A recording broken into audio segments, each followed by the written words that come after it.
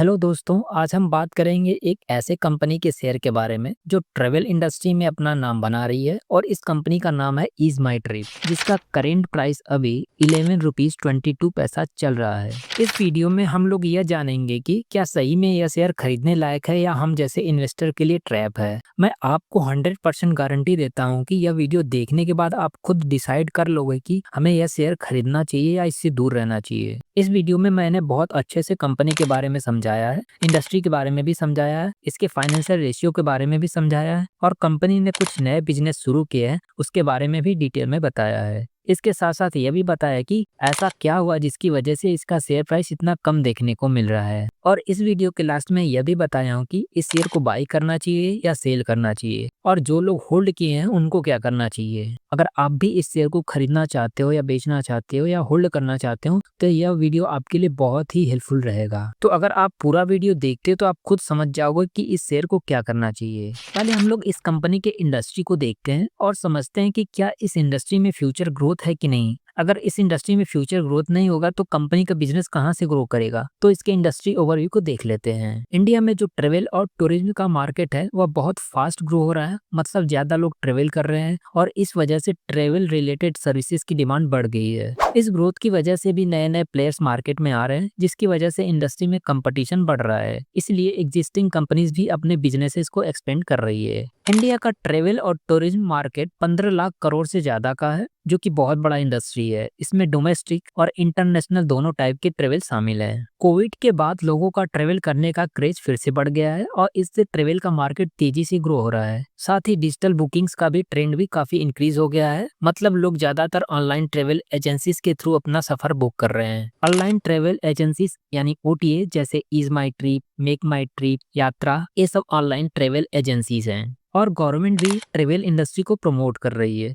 Through schemes like देखो अपना देश और रीजनल टूरिज्म को बूस्ट करने के लिए इंफ्रास्ट्रक्चर में इन्वेस्ट कर रही है। तो ओवरऑल ट्रेवल इंडस्ट्री का फ्यूचर इंडिया में काफी प्रॉमिसिंग लग रहा है। प्रॉमिसिंग का मतलब होता है कि अच्छी ग्रोथ की उम्मीद है या फिर फ्यूचर में बहुत अच्छी अपॉर्चुनिटीज मिल सकती है। और ईज माई ट्रिप एक ग्रोइंग प्लेयर है जो अपनी यूनिक स्ट्रेटजी के थ्रू मार्केट शेयर कैप्चर करने की कोशिश कर रहा है। अब हम लोग इस कंपनी के बिजनेस को समझ लेते हैं। ईज माई ट्रिप एक ऑनलाइन ट्रेवल एजेंसी है, मतलब यह एक ऐसी कंपनी है जो इंटरनेट के जरिए ट्रेवल रिलेटेड सर्विसेज प्रोवाइड करती है, जैसे फ्लाइट बुकिंग, होटल रिजर्वेशन, बस टिकट, हॉलिडे पैकेजेस और वीजा सर्विसेज। इसका मेन काम है कस्टमर को उनके ट्रेवल प्लान्स के लिए ऑनलाइन बुकिंग का ऑप्शन देना। यह कंपनी अपनी लो कॉस्ट बिजनेस मॉडल और कस्टमर सेंट्रिक अप्रोच के लिए जानी जाती है। ईज माई ट्रिप अपना ज्यादातर पैसा कमीशन के जरिए कमाता है। कंपनी खुद ट्रेवल सर्विसेज जैसे फ्लाइट या होटल ऑन नहीं करती, बल्कि दूसरी कंपनीज के प्रोडक्ट सर्विसेज को अपने प्लेटफॉर्म पर लिस्ट करती है। जब कोई कस्टमर उनकी वेबसाइट या ऐप पर आके बुकिंग करता है तो ईज माई ट्रिप को एक छोटा सा कमीशन मिलता है। ईज माई ट्रिप एक पॉलिसी रन करती है जिसका नाम है जीरो कन्वीनियंस फी पॉलिसी। इसका मतलब है कि ईज माई ट्रिप अपने कस्टमर से बुकिंग के वक्त कोई एक्स्ट्रा कन्वीनियंस फी नहीं लेता। कन्वीनियंस फी एक छोटा अमाउंट होता है जो कई ट्रेवल वेबसाइट्स जैसे मेक माई ट्रिप, यात्रा, IRCTC टिकट बुकिंग के समय एक्स्ट्रा चार्जेस करती हैं। यूजुअली 100 रुपीज से 500 रुपीज तक, जो आपके फाइनल बिल में ऐड होता है। लेकिन ईज माई ट्रिप ने डिसाइड किया है कि वह यह एक्स्ट्रा चार्ज नहीं लेगा। इसी को वह जीरो कन्वीनियंस फी पॉलिसी कहते हैं। तो अभी हम लोगों ने कंपनी के इंडस्ट्री और बिजनेस ओवरव्यू को देखा, जो कि दोनों सही है, लेकिन कोई तो ऐसी बात होगी जिसकी वजह से इसका शेयर प्राइस इतना कम है। उस चीज को हम इसी वीडियो के लास्ट में देखेंगे। पहले यह समझ लेते हैं कि कंपनी कैसी है। चलिए अब हम लोग ईज माई ट्रिप की फाइनेंशियल रेशियो को देख लेते हैं। ईज माई ट्रिप का operating profit margin financial year 2024 में 49.4% था, जो कि फाइनेंशियल ईयर 2023 के 46.7% से बेटर है। लेकिन फाइनेंशियल ईयर 2022 के 63.3% से काफी नीचे है, जो इंडिकेट करता है कि कंपटीशन बढ़ने से मार्जिन पर प्रेशर आ रहा है। OPM यानी ऑपरेटिंग प्रॉफिट मार्जिन एक फाइनेंशियल रेशियो है जो यह बताता है कि कंपनी अपनी डेली बिजनेस एक्टिविटी से कितना एक्चुअल प्रॉफिट कमा रही है बिना इंटरेस्ट या टैक्स को काउंट किए। और इसके नेट प्रॉफिट मार्जिन की बात करें तो फाइनेंशियल ईयर 2024 में यह 24.75% था, जो कि फाइनेंशियल ईयर 2023 के 34.15% से काफी कम है। नेट प्रॉफिट मार्जिन का कम होना यह दिखाता है कि कंपनी की ओवरऑल प्रॉफिटेबिलिटी में कमी आई है। और इसके रिटर्न ऑन इक्विटी की बात करें तो फाइनेंशियल ईयर 2024 में रिटर्न ऑन इक्विटी 18.68% था, जो फाइनेंशियल ईयर 2023 के 37.95% से काफी कम है। इसका मतलब है कि कंपनी अब अपने इन्वेस्टर्स के पैसे को पहले जितना अच्छे से प्रॉफिट में कन्वर्ट नहीं कर पा रही। रिटर्न ऑन इक्विटी एक फाइनेंशियल रेशियो होता है जो यह दिखाता है कि कंपनी अपने शेयर होल्डर्स के दिए हुए पैसे को यूज करके कितना प्रॉफिट जनरेट कर रही है। और इसके डेब्ट टू इक्विटी रेशियो की बात करें तो इस कंपनी का डेब्ट to equity ratio financial year 2024 में 0.06 था, जो इंडिकेट करता है कि कंपनी का डेब्ट बहुत कम है और फाइनेंशियली रिस्क लो है। डेब्ट टू इक्विटी रेशियो एक इम्पॉर्टेंट फाइनेंशियल रेशियो है जो यह दिखाता है कि कंपनी ने अपने बिजनेस को चलाने के लिए कितना पैसा डेब्ट लिया है, यानी कि कितना पैसा उधार लिया है और कितना पैसा खुद का लगाया है। अगर रेशियो हाई होता है तो इसका मतलब है कंपनी ने ज्यादा लोन लिया है, और अगर रेशियो लो होता है तो इसका मतलब है कंपनी मोस्टली अपने खुद के पैसों से चल रही है, लोन पर ज्यादा डिपेंडेंट नहीं है। और इसका earning per share financial year 2024 में 0.68 था, जो कि फाइनेंशियल ईयर 2023 के 0.84 से कम है। यह डिक्लाइन कंपनी के प्रॉफिट में गिरावट दिखाता है। ईपीएस यह बताता है कि कंपनी हर शेयर पर कितना प्रॉफिट कमा रही है। तो यह था फाइनेंशियल रेशियो। इसका समरी यह है कि कंपनी की प्रॉफिटेबिलिटी और इफिशियंसी में गिरावट आई है। ऑपरेटिंग और नेट प्रॉफिट मार्जिन, आरओई और ईपीएस सभी में गिरावट देखी गई है। लेकिन डेब्ट टू इक्विटी रेशियो और करंट रेशियो इंडिकेट करते हैं कि कंपनी का फाइनेंशियल रिस्क लो है और शॉर्ट टर्म ऑब्लिगेशन को पूरा करने की कैपेबिलिटीज अच्छी है। अब हम लोग इसके स्ट्रेटेजिक इनिशिएटिव्स को देखते हैं। स्ट्रेटेजिक इनिशिएटिव्स बेसिकली वह बड़े प्लान्स या प्रोजेक्ट होते हैं जो कंपनी अपने फ्यूचर ग्रोथ और सक्सेस के लिए बनाती है, ताकि वो अपनी पोजीशन मार्केट में स्ट्रांग बना सके और नए गोल्स अचीव कर सके। इसके पहले इनिशिएटिव्स की बात करें तो ईज माई ट्रिप ने अपने बिजनेस को सिर्फ फ्लाइट और होटल तक सीमित नहीं रखा, बल्कि अपने ऑपरेशंस को डाइवर्सिफाई करने के लिए कई इंपॉर्टेंट इनिशिएटिव्स लिए हैं। इसका मतलब है कि कंपनी अपने बिजनेस को अलग अलग एरियाज में एक्सपेंड कर रही है, ताकि नए मार्केट्स में ग्रोथ हो सके और रिस्क भी कम हो। एक बड़ा एग्जांपल यह है कि ईज माई ट्रिप ने ऑस्ट्रेलिया की एक educational tourism company planet education Australia में 49% स्टेक खरीदा है। इससे पता चलता है कि कंपनी अब एजुकेशनल टूरिज्म मार्केट में भी अपना कदम जमा रही है। यह स्टेप दिखाता है कि इज माई ट्रिप अपने बिजनेस को डाइवर्सिफाई करके नए अपॉर्चुनिटीज एक्सप्लोर कर रही है, जिससे उसकी ग्रोथ और रेवेन्यू दोनों बढ़ सके। दूसरा इनिशिएटिव यह है कि इज माई ट्रिप ने ईएमटी डेस्क नाम का एक स्पेशल प्लेटफॉर्म लॉन्च किया है जो कंपनीज के बिजनेस ट्रेवल को आसान करता है। इसमें कंपनीज अपने एम्प्लॉय के ट्रिप को रियल टाइम में ट्रैक कर सकती है और अपने ट्रेवल एक्सपेंसेस को अच्छे से मैनेज कर सकती है। और तीसरा इनिशिएटिव यह है, ईज माई ट्रिप ने अपने बिजनेस को और डाइवर्सिफाई करते हुए ईज ग्रीन मोबिलिटी नाम से एक नई कंपनी शुरू की है जो इलेक्ट्रिक बसेस मैन्युफैक्चर करेगी। यह इनिशिएटिव एनवायरमेंट फ्रेंडली ट्रांसपोर्टेशन को प्रमोट करने के लिए है, जिससे पॉल्यूशन कम होगा और फ्यूचर में सस्टेनेबल ट्रेवल का रास्ता खुलेगा।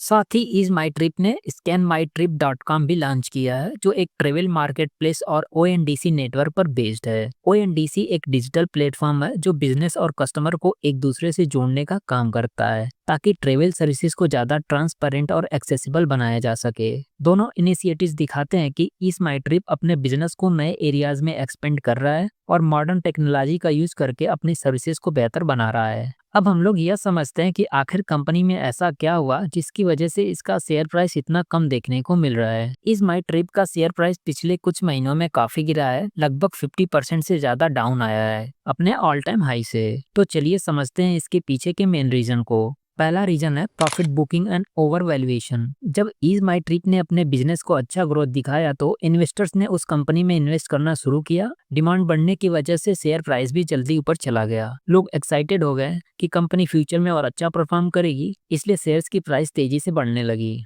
लेकिन जब कंपनी का ग्रोथ रेट इतना तेजी से बढ़ना बंद हो गया या थोड़ा स्टडी हो गया, तो जो लोग शेयर महंगे प्राइस पर खरीदे थे उन्होंने अपना फायदा लेने के लिए शेयर बेचना शुरू कर दिया। इससे स्टॉक प्राइस में गिरावट आई, क्योंकि ज्यादा लोग बेच रहे थे। इसे ही प्रॉफिट बुकिंग बोलते हैं। दूसरा रीजन यह था management controversy. Is my trip के को फाउंडर निशांत पिट्टी का नाम एक इलीगल ऑनलाइन बेटिंग में आया था, जिसे महादेव ऑनलाइन बुक स्कैम कहते हैं। इसके बाद गवर्नमेंट की स्पेशल एजेंसी यानी ईडी ने उनकी फाइनेंशियल एक्टिविटीज की जांच शुरू की, ताकि सच्चाई समझ सके। जब किसी कंपनी के टॉप मैनेजमेंट जैसे सीईओ या को फाउंडर पर सीरियस एलिगेशन लगते हैं तो इन्वेस्टर्स का भरोसा कम हो जाता है। इसी वजह से वह अपने शेयर्स बेचने लगते हैं, जिससे शेयर प्राइस गिर जाता है। इस तरह के एलिगेशंस का कंपनी के बिजनेस और स्टॉक्स दोनों पर बुरा असर पड़ता है। तीसरा रीजन यह है कि margin pressure and rising competition. Is my trip ने अपने कस्टमर को अट्रैक्ट करने के लिए यूनिक स्ट्रेटजी अपनाई थी, जीरो कन्वीनियंस फी मॉडल। इसका मतलब था कि जब लोग उनकी वेबसाइट या ऐप से फ्लाइट या होटल बुक करते थे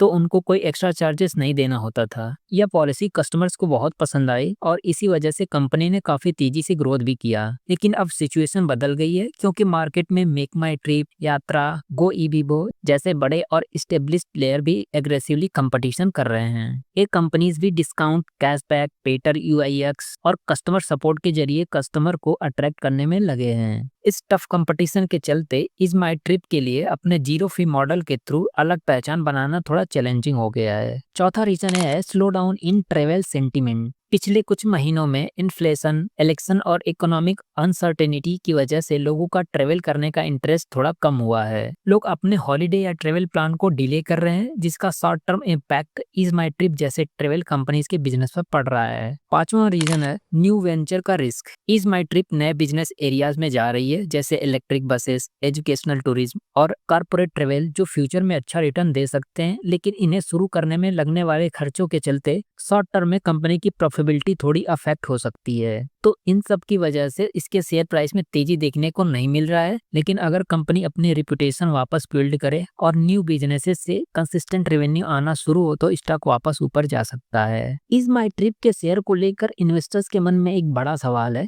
क्या इस शेयर को अभी बाई करना चाहिए या सेल करना चाहिए या होल्ड रखना चाहिए? अगर आप एक लॉन्ग टर्म इन्वेस्टर है तो इज माई ट्रिप एक पोटेंशियल अपॉर्चुनिटी हो सकता है। कंपनी डेब्ट फ्री है और ट्रेवल इंडस्ट्री ग्रो कर रही है और इज माई ट्रिप ने अपना कस्टमर बेस काफी स्ट्रांग बनाया है। साथ ही कंपनी नए सेगमेंट जैसे इलेक्ट्रिक मोबिलिटी, एजुकेशन, टूरिज्म और कॉर्पोरेट ट्रेवल में भी एक्सपेंड कर रही है, जिसका लॉन्ग टर्म फायदा हो सकता है। स्टॉक का प्राइस अपने हाई से 50% तक गिर चुका है, इसलिए वैल्यूएशन अट्रैक्टिव हो सकती है, लेकिन मैनेजमेंट कंट्रोवर्सी और प्रॉफिट मार्जिन के गिरने से थोड़ा कॉशियस रहना जरूरी है। अगर आप रिस्क हैंडल कर सकते हैं तो इस शेयर को बाई कर सकते हैं या एसआईपी के स्टाइल में इसमें इन्वेस्ट कर सकते हैं। और जिनके पास ऑलरेडी इज माई ट्रिप के शेयर है उनके लिए अभी सेल करना जल्दबाजी हो सकता है। कंपनी फंडामेंटली वीक नहीं है और लॉन्ग टर्म ग्रोथ पोटेंशियल अभी भी स्ट्रांग है। आपको बस क्वार्टरली रिजल्ट, मैनेजमेंट एक्शन और एक्सपेंशन प्लान्स को मॉनिटर करना चाहिए। अगर आप लॉस में है तो पैनिक सेलिंग अवॉइड करें, होल्ड करके चलना बेटर ऑप्शन हो सकता है। लेकिन अगर आप एक शॉर्ट टर्म ट्रेडर हैं या अनसर्टेनिटी हैंडल नहीं कर सकते और स्टॉक प्राइस के और गिरने का डर है तो पार्शियल एग्जिट या स्टॉप लॉस के साथ एग्जिट का प्लान बना सकते हैं। अगर आपको यह एनालिसिस पसंद आया हो तो लाइक और सब्सक्राइब करना ना भूलें। अगर आपका कोई भी क्वेश्चन या सजेशन हो तो कमेंट करके जरूर बताएं। चलिए अब मिलते हैं एक नए वीडियो में एक नए स्टॉक के साथ।